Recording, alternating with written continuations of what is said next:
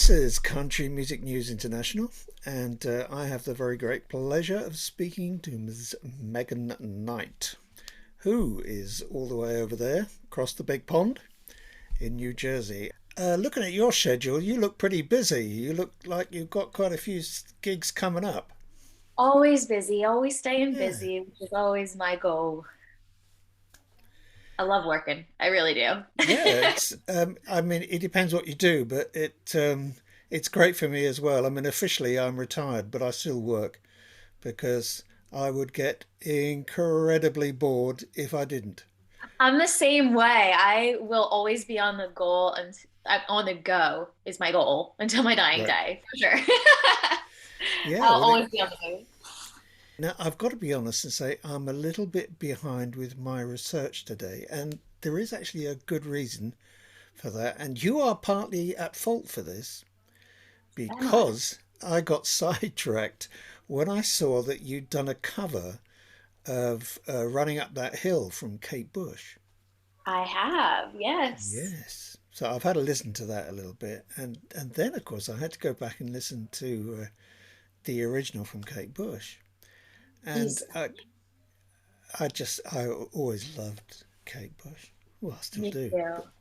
I remember on Netflix during quarantine, there was a show called Pose, and that song came on during the credits. And that was the moment in time I picked up my phone, called my friend Maverick, that's his artist name, Yeah. and he's a producer and artist. I said, we have to do a cover of this song tomorrow. We need to Uh, get on this as soon as possible. And he was so down. He listened to the song. He lit up. He said, this is going to happen. And we collabed. He's the man singing on the track with me. And it was so fun creating that.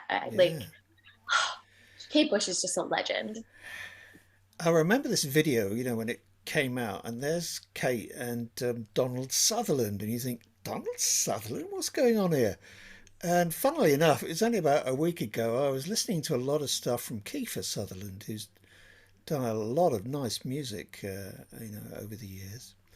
But it was, it was. So I had to watch the video again, and then there was a kind of live version.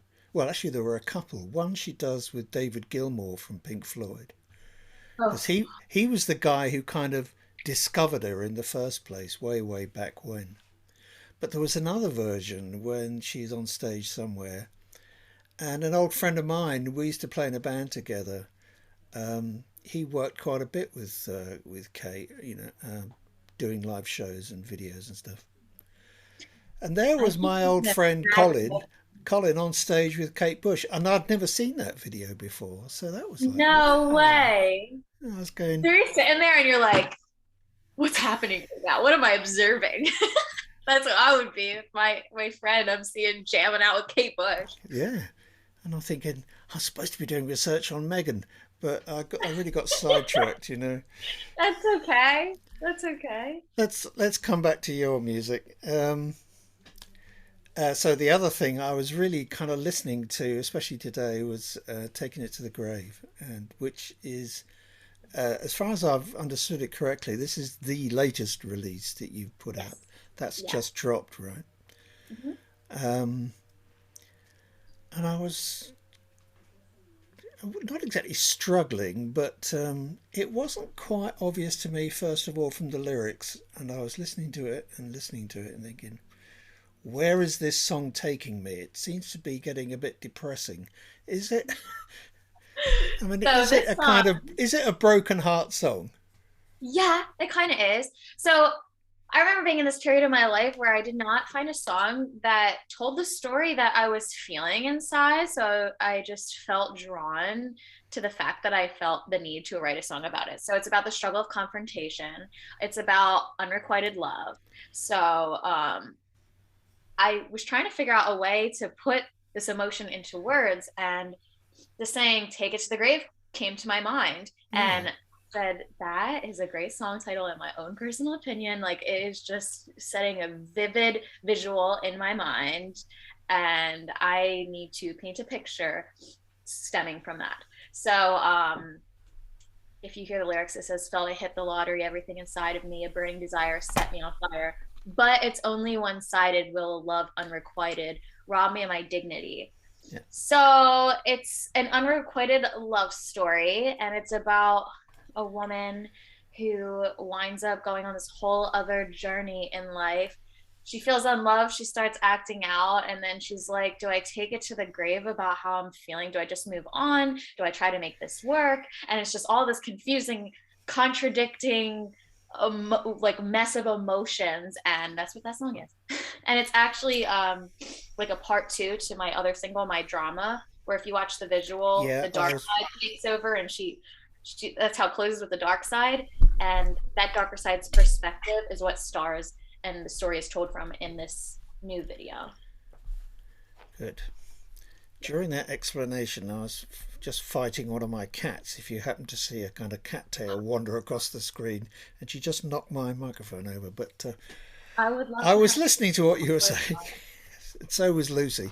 Um, yes, it did sound actually, the taking it to the grave one was that was very dramatic, and the video that I was watching, which I really enjoyed, that was the this in the studio, the Nut House studio. Okay, so that's our live version. That's the live version. So there's a live version and then there's a lyric Yeah, version. I had a little look at the lyric version as well, and I'm thinking, looks a bit like Paris. Yes. Um, but you weren't actually there. That's just the lyrics video. So my videographer Shalin spent a few months in Paris, so it's all real footage of Paris that he shot there. And then I recorded my parts in like different venues and stuff that I was Hmm. playing at the time. So there's clips from Stone Harbor and there's clips from what's it called? New Hope. But we tried to like make it all fit together so it looks like I'm in Paris. So hopefully Yeah, one day I can go to Paris. We're manifesting it also in the video simultaneously, but you know.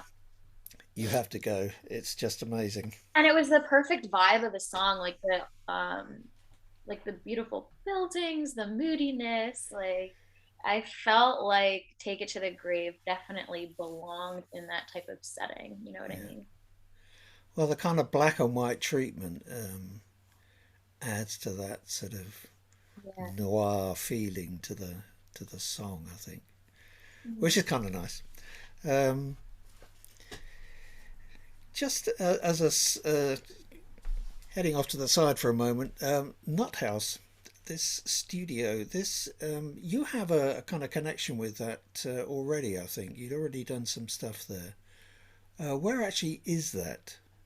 It's in Muscle Shoals, Alabama. So Okay, uh, my engineer actually won a Grammy not too long ago with the Steel Drivers, who are a bluegrass band, and a Juno with the Dead South. So it's very great also mentoring with him. He's been teaching me a whole lot, and we got to co-produce this project and co-write a bunch of songs on this project together. And also I co-produced and co-wrote with James LeBlanc on this project as well. what actually took you to to get into co-producing? Because that's not something that many artists really do. I think.